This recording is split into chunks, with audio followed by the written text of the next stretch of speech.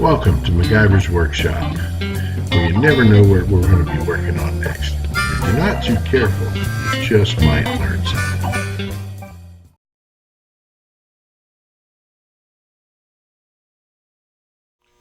Hi there. Welcome back to another episode of MacGyver's Workshop, where you never know what we're going to be working on next, and if you're not too careful, you just might learn something. So today we're going to be on our second part of building our Redneck wet blasting rig here, and I'm actually kind of excited because I'm doing this with my new camera, and I'll shoot some little walk around video with my phone here to show you my new rig. So let's have a look.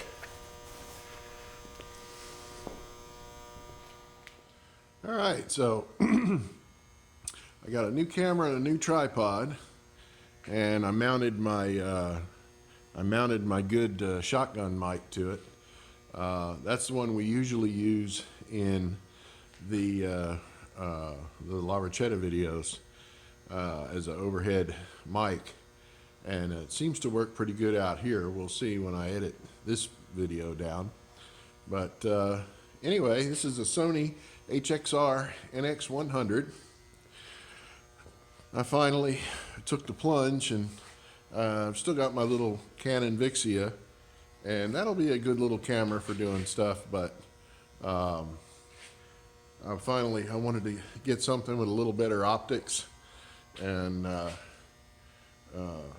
I said, I took the plunge and invested in a good camera. Now this camera is substantially more meaty and robust than my other one, so my other little tripod here, which is fine for the little Canon Vixia, and as long as I don't have to pan and tilt too much, it's okay, but had to invest in a more robust, professional type tripod. So I got this one off Amazon, and it's the Andor one. It's it's really inexpensive actually. It was if you get it with just one mounting plate, it's like $90, and it really is highly reviewed. And I got mine with the extra mounting plate, so it was a little more, but right about $100. But it's got a semi-decent fluid head on it. It's nowhere near a Manfrotto, but everybody says, well, that's where they cut the corners on this tripod, which is true. It's not nearly as good as a Manfrotto fluid head, but for what I'm doing, it's more than adequate, and it was plenty smooth for me, so I'm happy with it. And the tripod part itself is very good and very substantial. And matter of fact, what everybody's pretty much saying is to buy this tripod and then put a Manfrotto head on it, which is, then you'd really have something there. So, and especially for, out here in the shop, God forbid, anything happen, at least we've got you wouldn't ruin a $500 tripod. But anyway, I'm real tickled with it. So let's get back to our video, shall we? Alrighty. So from the last video, you saw where I kind of had everything sort of mocked up on here, and what we're going to do from here is we're going to go ahead and mount our pressure washer here to the little wagon we built. And we'll want it, we don't want to permanently mount it. We want to be able to remove it and use it as a portable pressure washer if we want to. But we also, want it to be able to sit here relatively sturdy. And if we're going to use it as a wet blasting rig, then we'll have everything all nice and situated where we can just roll it all out, and we're not gathering a bunch of stuff and trying to set a bunch of stuff up. So, and And who knows, this may just end up staying on here because, like I said in my previous video, the big problem I have is using that farm spigot. You know, it takes forever to bleed all the air out of the water line. So, you know, you're sitting there farting around with it for 5 minutes or so before you can ever actually use the pressure washer. So that's why we're gonna set this barrel up and, you know, let this barrel kind of cue up the water, and it won't have any air in it, and will give a nice, reliable feed to the pressure washer. And also, when we're wet blasting, I can add my rust inhibitor in here. So, you know, either do that. I mean, there is a soap feed bucket on the pressure washer, but I don't know how reliable that is. But you know, either way, we got options. So let's get started and let's figure out a way to clamp this thing down on here. All right, so basically what we did here is I just took some scrap metal pieces that I had laying around the shop and bent it up to wrap gently around the wheel on each side.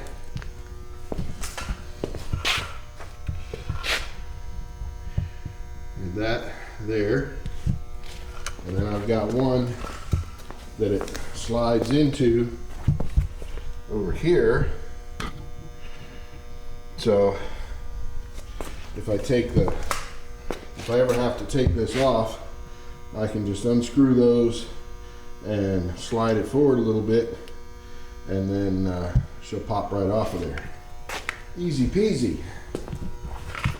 So that takes care of that bit, and she's good and sturdy. It's not going to fall off or vibrate off or shake off the wagon or anything like that. So now we'll go ahead and we'll get our barrel mounted there, and we'll have a lot of plumbing fittings and stuff we'll have to hook into that, but we'll get onto that here next.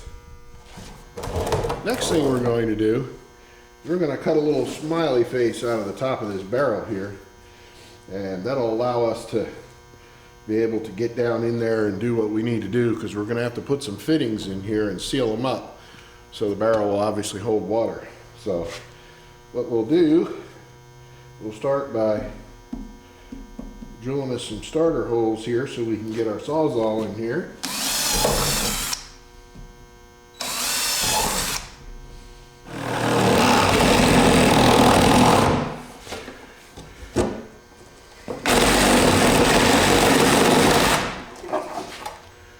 All right. See? Little smiley face. Now I'm going to take this outside and rinse it out a little bit and get all the nasty water out of it. So I'll be right back. Alrighty. So now for the bottom of the barrel, where we're going to have our water coming out and going to the pressure washer, we'll mount this right to the bottom, roughly like that, and we'll have a, you know, ball valve here that we can shut it off if we need to, and we'll just use your standard 3/4 pipe flanges. Put one on each side of the wall of the barrel, and we'll make a gasket with some of this rubber material that's kind of fiber reinforced in the middle. I don't know if you can see that or not, but basically you use this is called tractor belt, and you can get it at Tractor Supply, and it's just reinforced rubber. Makes great for making gaskets when you need something thick and sturdy. And then we'll just have some stainless steel fasteners going through each of these 4 holes, and that'll do us. And then we'll seal it up with a dab of RTV silicone just for good measure. So I'm going to start at the bottom first so I can reach down in here without any fuss And then when all is said and done, we'll mount this in the top of the barrel with a valve so we can turn the hose on and off and keep the barrel filled up. And we can adjust this so it'll keep the barrel filled up as we're running the pressure washer. And then we've got some reinforced nylon tubing that'll go from here and hook to the end of your regular garden hose. And this is just a brass replacement hose end for your, you know, run-of-the-mill garden hose. So that'll take care of the feed coming in from the house, water, and then this will go from the bottom of the barrel to the pressure washer. So what we're going to do is we're just going to use ourselves a little baby hole saw here, and we'll make sure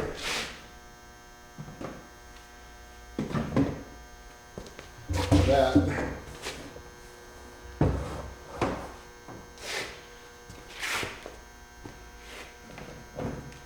have to make sure that we give ourselves plenty of room for this plate to mount nice and flush. So we don't want to get too close down to the bottom of the barrel here, because the thickness of the wall changes to reinforce the bottom. So we actually want to put it like somewhere here so that you know, we can draw this thing up nice and even. And what we'll do is we'll take a heat gun and warm this barrel up so it'll flatten out right here because this is curved. So, but I'll show you how we do that in just a second.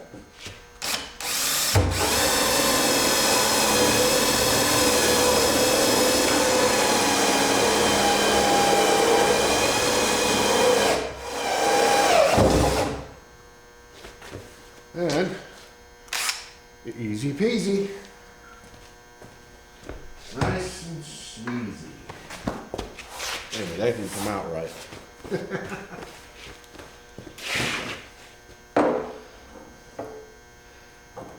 Alright.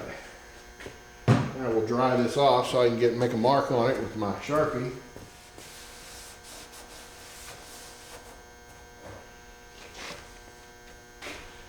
So maybe I can zoom in a little bit.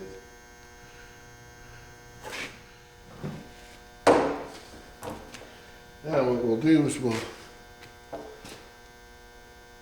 lay our flange down here, and then we're going to mark where we need our holes drilled.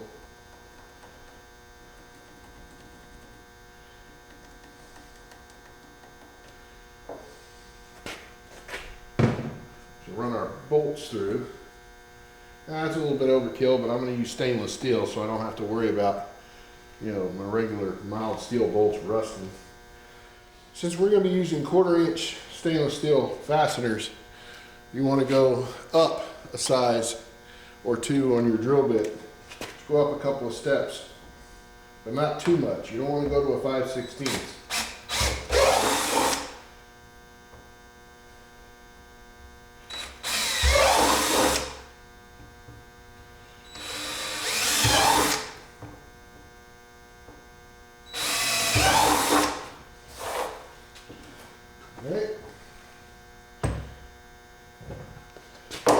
Check our fit here, make sure that our holes line up good with the flange.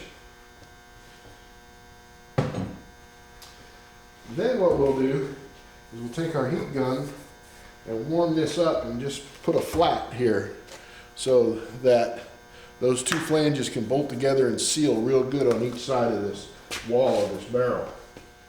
Alright, so now we have our unit of issue 1 each heat gun.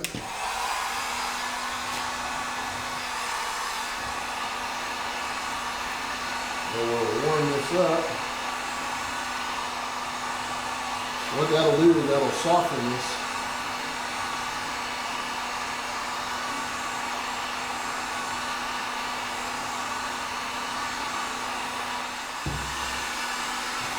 It might take a wee bit. So be patient.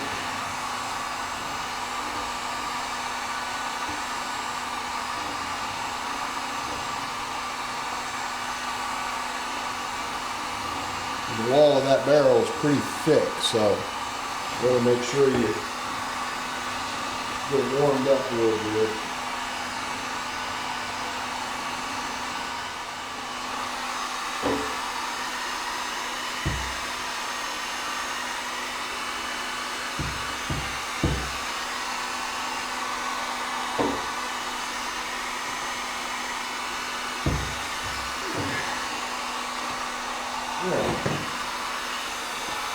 Once you get that flattened out, that'll ensure that you make a nice, good watertight seal right there. Now I'm going to go make my rubber gasket.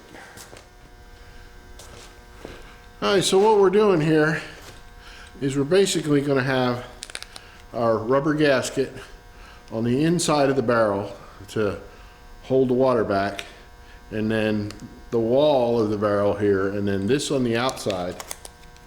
And then we'll use these screws. They're 1/4-20 stainless, and they're called an oval head, and they have a little taper right here. And what's good about them is that they fit real good in the taper. You know, the holes have kind of a tapered seat to them, so they'll seat in there real nice. And then on the outside, we'll have, and get yourself to focus here, we'll have a flat washer to kind of reinforce things, and then we'll have a locking nut to go on there and sandwich it all together nice and snug. There's no pressure per se other than just the water laying in the barrel. So between this rubber gasket, which by the way I cut out of that material I told you about, and I just used a retractable knife to cut around the outside perimeter, and then I use that same hole saw that I used to cut the hole in the barrel, and then the same drill bit to drill these holes. So that's pretty easy. Go ahead and layer this with some silicone here, RTV.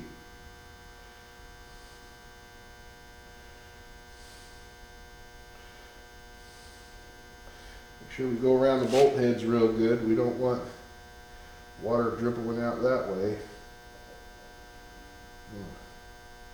Seal up real nice.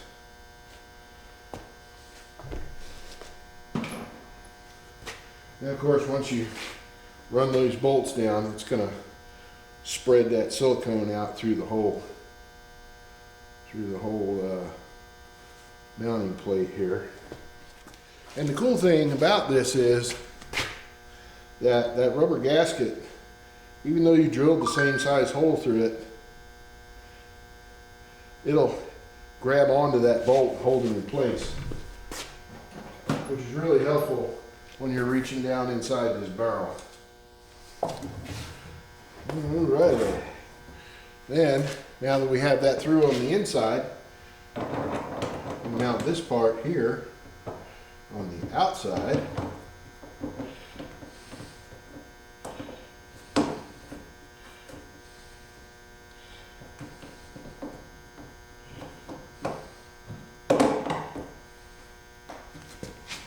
Let's layer it down here.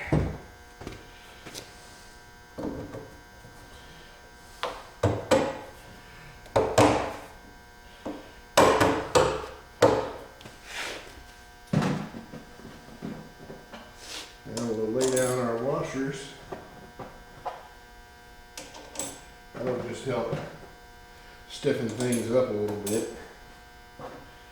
Then we'll start our locking nuts on there, and these are, they have like a little nylon insert in them. Okay, that keeps them from coming loose.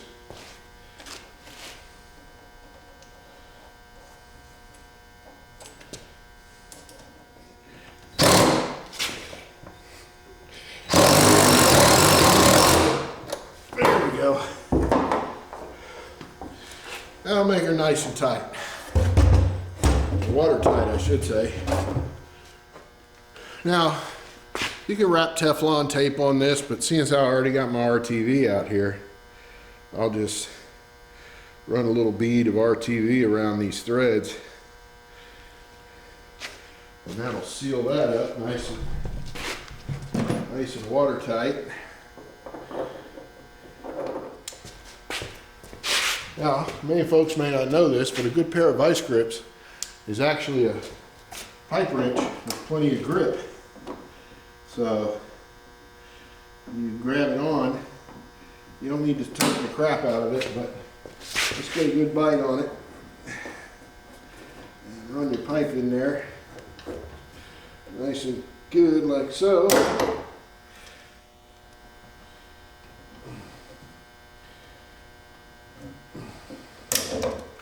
Now, the cool thing about this is, if you see that won't work. But we can take this off and put it on the other way, and it'll go this way. So we're good. That's going to be it for tonight, as I have a dinner date that we're going to. So till next time, thanks for watching.